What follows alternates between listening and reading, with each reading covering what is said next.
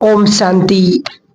आज का बहुत सुंदर विषय जो ब्रह्मा बाबा उस टाइम पर फॉलो बच्चों को कराते थे, तो हम सभी आज सुनेंगे कि बाबा ने किस तरह से और किस प्रकार से बच्चों को सिखाया क्या खाना चाहिए, क्या नहीं खाना चाहिए। तो भाई साहब से प्रश्न पूछा कि ब्रह्मा भोजन की क्या महिमा है। तो कहा हमारा खाना भगवान को याद करके आसक्ति के द्वारा बनाया ना हुआ हो। यदि आसक्ति से बनाते हैं, कर्मेंद्रियों के स्वाद बस बनाते और खाते हैं, तो वह ब्रह्मा भोजन नहीं है। भोजन एक तत्व है 5 तत्वों में से। उस तत्व को हम बाबा के वाइब्रेशन से शुद्ध करने के लिए भोग लगाते हैं। अपने मन को शुद्ध करने के लिए हम ब्रह्मा भोजन जो योगी के हाथ का बना हुआ होता है और भगवान को ऑफर किया होता है वही खाते हैं। फिर दीदी से पूछा एक बार कि ब्रह्मा बाबा ने कभी भी दूध उत्पादनों के लिए मना किया है या नहीं।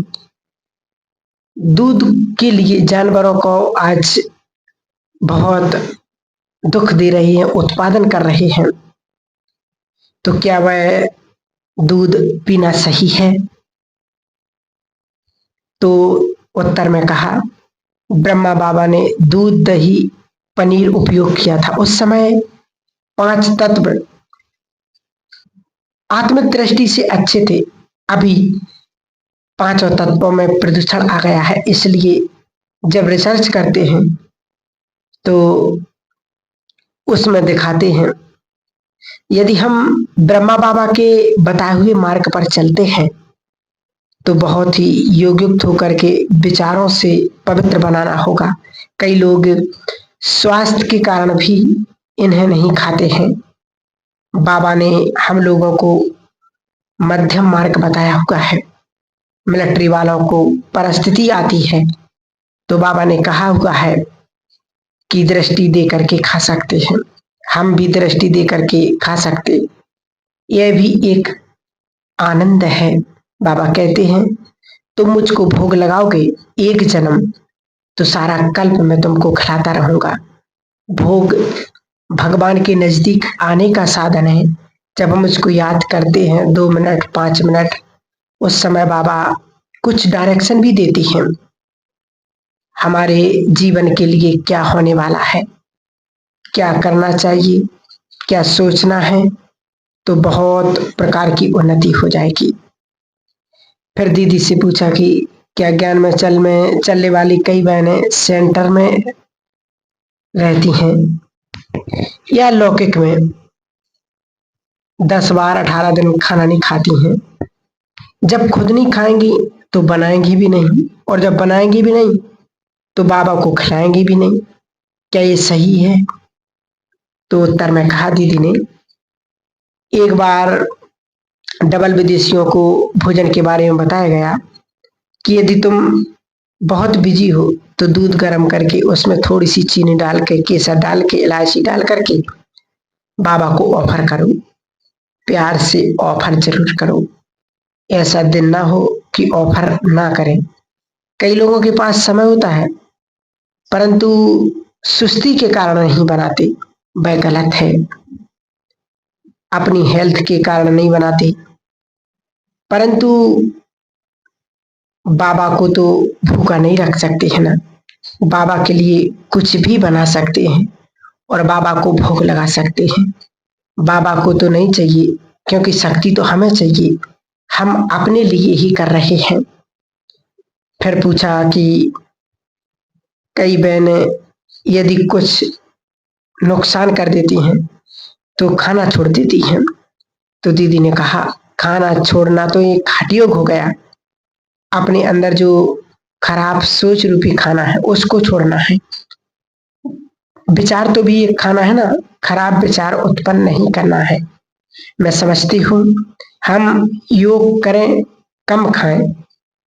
दीदी जी हमेशा कहती थी कि कुछ भी हो जाए तो योग में बैठ जाओ और महसूस करो तो परिवर्तन हो जाएगा। खाना कम खाओ लेकिन एकदम छोड़ देना, अपने को दंडित करना है, ये तो हठयोग हो गया है। इसलिए खाना तो है लेकिन धीरे धीरे कम करते जाना है। फिर एक बात और जो सबसे मेन पॉइंट है, दीदी से पूछा कि दीदी आजकल सुनते हैं कि मूली भी नहीं खाना चाहिए, क्या ये सही है? तो कहा, ब्रह्मा बाबा ने कहा था मूली नहीं खाओ क्योंकि उससे थोड़ी सी दुर्गंध आती है। प्याज लहसुन कुछ ग्रंथियों को उत्तेजित करते हैं, इनसे हमको मेडिटेशन में रुकावट आती है, इसलिए नहीं खाते हैं। फिर पूछा दीदी से कि आप विदेश में गए, आहार शुद्धि के बारे में कैसे विश्वास पैदा किया? तो कहा कि हम लोगों ने उनको समझाया कि कहते हैं ना कि जैसा अन्न वैसा मन। यदि आपको मन में अच्छे विचार पैदा करने हैं तो आसक्ति के बिना खाना है। कर्मेंद्रियों के बस होकर के खाएंगे तो मन भी वैसा ही चलेगा। इसलिए जो लोग मीट मछली खाते हैं उन्होंने देखा है कि सात्विक भोजन खाने से उनका मन अच्छा सोचता है। अपने पर प्रयोग करके देखा तो उनको विश्वास हो गया। आजकल प्रकृति अपना हर जगह अपना विकराल रूप दिखा रही है। ऐसे समय में ब्रह्मा भोजन के समय कैसा दृष्टिकोण होना चाहिए? तो कहा, अभी तो ऐसा समय आ चुका है कि कभी भी कुछ भी हो सकता है। मनुष्य कहते हैं खाना ना मिले तब भी इंसान चल सकता है, लेकिन पानी के बिना नहीं चल सकता है। तो जितना हो सके हम अपने को इतना तैयार रखें, खाना नहीं मिलेगा तो भी गुस्सा ना आए, भावुक ना हो जाए, हम अपने को समझ सकें। लगभग तो तैयारी रखते ही है, फिर भी अपने को स्थिर तो बनाना है ना।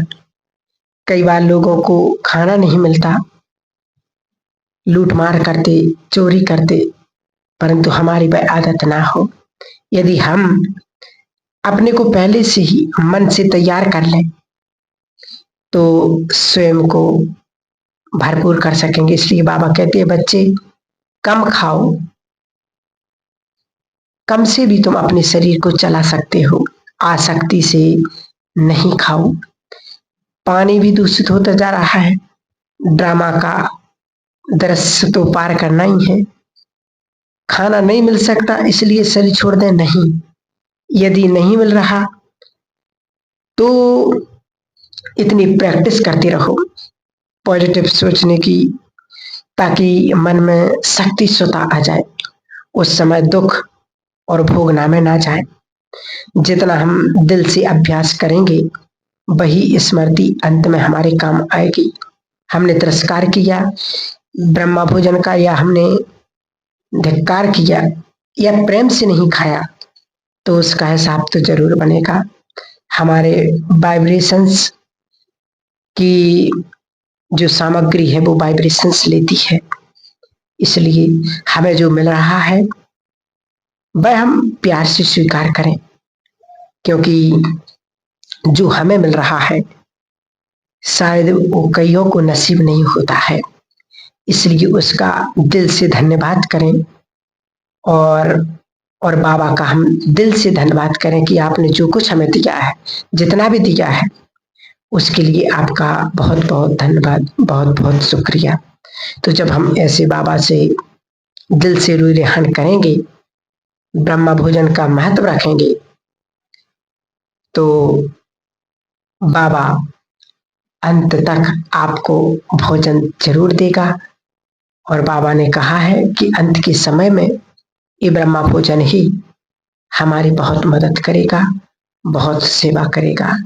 इसलिए इसको हमें बहुत अटेंशन से ध्यान देना है, उसका रिगार्ड करना है, सम्मान करना है, क्योंकि जो कहावत है ना कि ब्रह्मा भोजन के लिए तो देवता तरसते थे, तो वास्तव में ये वही ब्रह्मा भोजन है जो पवित्र हाथों से पवित्र बाबा के बच्चे बनाते हैं। इस ब्रह्मा भोजन को ही देवता तरसते हैं।